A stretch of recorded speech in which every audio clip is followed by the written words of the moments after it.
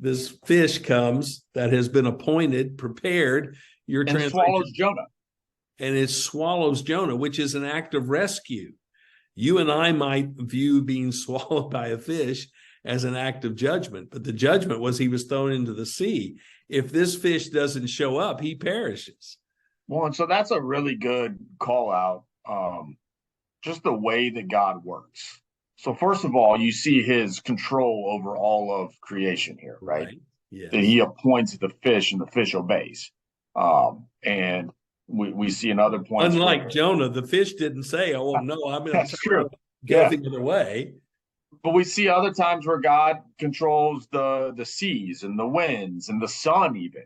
And so, like that he has complete control over nature should give us great confidence in his ability to accomplish whatever he wants to or needs to in our life, even when it requires us to be swallowed by a fish. But the other point is, like, this is God's grace in action that Jonah gets swallowed by a fish.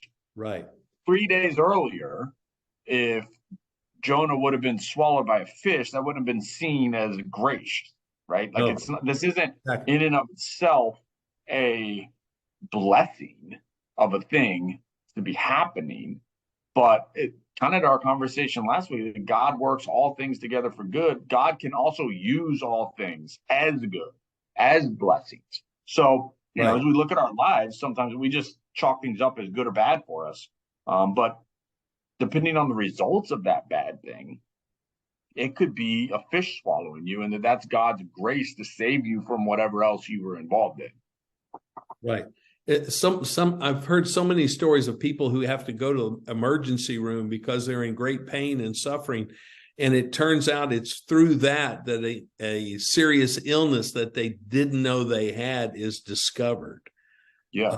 And so the bad thing leads to them being cured of what it was that they had that they didn't know they had, because something else triggered the knowledge of learning that. So it is God's grace. And you know, God chooses who he saves and when he saves them.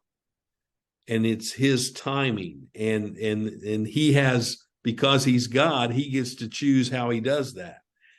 And it's all grace. It's not deserved. Jonah's not getting saved here because he deserves it. And I think we easily flip it and think that we all deserve the saving. And so then if it doesn't happen to someone, we say, why does bad things happen to good people? Right. And it's like, they don't. Bad things don't happen to good people because there are no good people. Right. And that's absolutely it's by God's grace that anyone is saved in this space. And Jonah has worked overtime to prove the fact that he doesn't deserve this because of how he's endangered everybody on that ship through his disobedience and his plan to run from God.